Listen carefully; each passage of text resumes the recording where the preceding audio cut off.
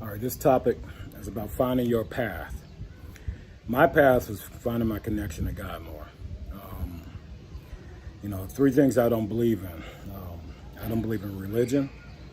I don't believe in marriage. I don't believe in laws. I can say I don't believe in slave religion, slave marriage, or slave laws. We've been programmed to think a certain way. You have to deprogram yourself and reprogram yourself.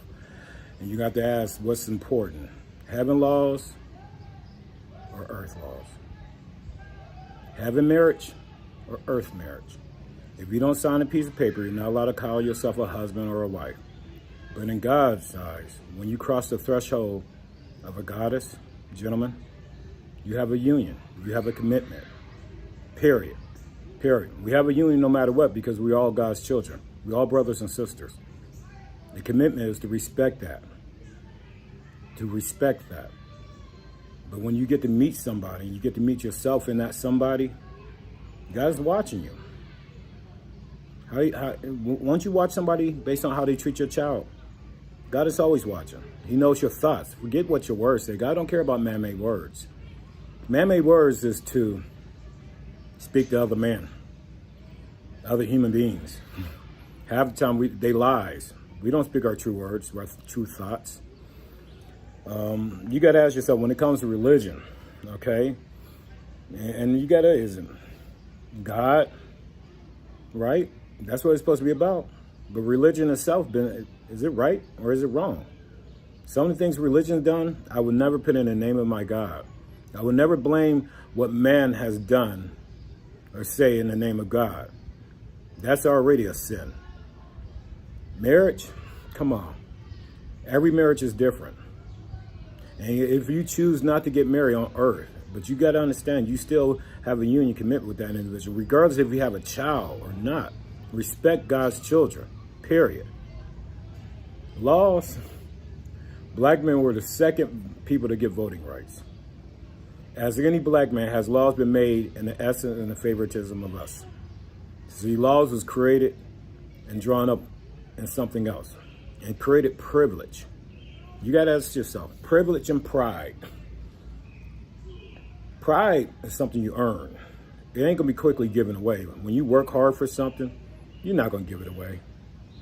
Privilege, my father's name, my name and my father, is given away so easily. And sometimes things that's given, is it worth taking? And then the question is, how was it even got? Because if it was by pride, come on. I was in the Eastwood Mall today, and I was looking at the history of our area. Not one thing up there about a black person. Not one thing about a black person up there. And we just found in 2020 our history books are a lie. We always knew that. We just finally admitted it, and we still don't want to admit to it out loud. That's why the statue is coming down. But we have to admit to ourselves, you can't change the whole world. You got to start with yourself. Find yourself. What connects you more to God? Don't look at religion. If I believe my God, I believe in religion, I believe my God is retarded. He's listening to me right now, even as I very say it now. He wants to know what is my intent behind it. What I mean by this, we run from Jehovah. Catholic can't stand Christian, Christians can't stand in Catholic, and every other denomination have issues with each other. As far as I believe, we speaking to one high power. I believe it's something bigger than us. I have to. I have to believe it's more than this, than what's on earth. Hell. Everything outside of heaven's gate is hell. The biggest trick the devil ever played, he changed hell into earth. If you get content and happy on earth and use that privilege, it ain't gonna get you nowhere in heaven. Don't take another man's sin on and make it yours, because at the end of the day, when you stand in front of heaven's gate, that person's sin you took on, they ain't gonna be standing there beside you. How are you gonna answer for it? Another person's ignorance. God don't like ignorance. God don't like ugly. He kicked the devil out. Lucifer was Lucifer, but he did devilish things and got kicked out of heaven. God don't like the devil. The devil is a mentality. No different than hood mentality, trailer park trash mentality, Suburb mentality, man mentality. Understand the mentality. Don't have the devil's mentality. When you know something's wrong, but yet you stand behind it, you take on that. You take on that sin. When you know something, when you try to admit that it isn't out there, it isn't happening. The only way we're going to ever change this racist world is by admitting to the sins that's already happening right in front of us. And when we can't, God knows we know the right thing. God knows how you feel, but you choose to ignore that thought, you ignore God. Because if that thought is in your mind, but you say something else, no, it's not happening. That doesn't happen. Come on. I just went through something the other day. Oh my God, racism is so ugly. It makes you mentally, emotionally, and physically feel a certain way. Undeniable. And even if you don't want to admit to it out loud, God knows how you feel. God knows how you feel. Question is, are you going to admit to it? You got to understand. God don't want us to be live to a false God. No. You don't want to live to a false God. Right now, we may live good on earth. But if it ain't right, it ain't right. Okay? And when it takes us away from Jesus, God, that essence, I don't even know God is a man. They program us to think he is. Okay? I just believe in something greater than myself. And I give it every bit of appreciation. I am so happy, so thankful. I wake up every morning breathing. I'm so happy that I can connect myself with my thoughts and think about it and the wisdom that comes from it. I thank God for that. I truly believe in that. My mother is truly a goddess. My mother walked through rain, hail, and snow to take care of me. I could never look down on her. Her name is Darlene Freeman. I do carry a little bit of animosity. I can't stand the city for the way they treated my mother. God knows, I'm admitting out loud. People are too scared to come up and speak to me. I don't got time for that. They have to deal with their own sins and their own thoughts. It's not for me to satisfy them. It's not for me to make them feel comfortable. I don't care that Mr. Rogers Hill smile, greeting everybody. You want to speak to me, you speak to me.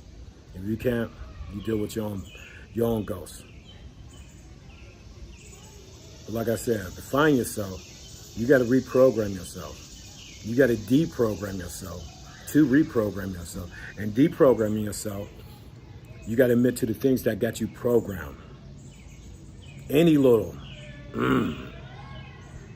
It's not for you to judge. Privilege judge.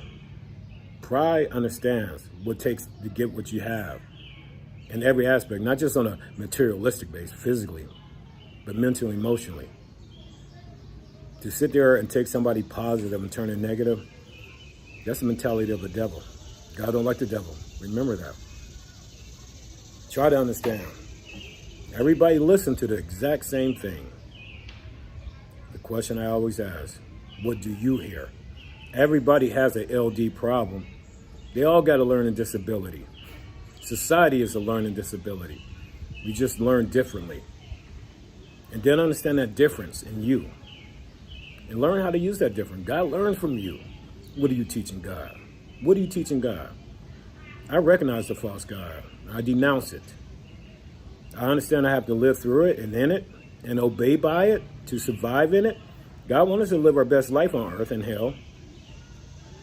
But if we get fooled to the point where we think that's it, man, he ain't higher, he ain't nothing there, how would you feel? We're all nothing but babysitters of God's children. If we do a correct job, that child will call us father or mother. I pray to God when I'm standing in front of God that he deems me to be a good father to all his children. Any child that came in my energy, my essence. God knows I will protect it. I ain't his father. I will babysit it just like it's my child or somebody else's child. I will babysit it because it's God's child. I understand that. Humble yourself. It ain't about I'm the daddy. Yeah. I'm the mama. I understand that. The seed of a man is like the blood of God. The flesh of a woman is the rib of God. And a female is that goddess on earth. God is saying how we treat her before we can ever bow down in front of him. We got to bow down for a goddess and his children. Me saying we ain't nothing but babysitters of God's children, that's me bowing down and serving every one of his children. Every female on earth is a goddess. They're a goddess. I don't want shit to do with the man in them. And God knows that. I understand and respect the man in them. They're in hell. They need something tough. The male in them, they need to survive. If we ain't there for them, they need to survive. They need to be tough, handle it. They got man in them. But when they find that angel that they willing to submit the goddess to, that lady to a gentleman, not a woman to a man. That's why men and women are always at odds. But a lady and a gentleman, they have an understanding, a loyalty to one another. They know what we've been through. Each of us. I know what she's been through. She know what I've been through. I've been many different men, many different men. Every woman that came in my life brought out a different type of man to me. And I don't want none of them. It's too much work. I carry myself as the G, a gentleman. I'm looking for a lady. I'm patiently waiting. Man don't got patience to wait.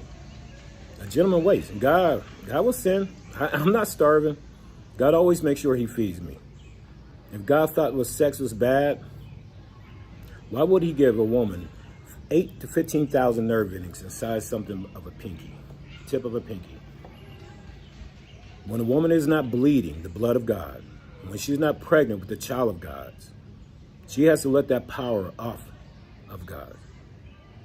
That's why she's multi-orgasm. Understand that. When a woman don't release that mentally, emotionally, she'll carry extra body weight, depression, stress, turn to drugs, because her mental and emotion are exploding at her. That's why I try to tell a female, never submit to a man. He's not going to take care of your mental and emotion. That is your woo and your fee. The only time your woo and your fee get addressed is when your woo and your fee transcend into the lady of you.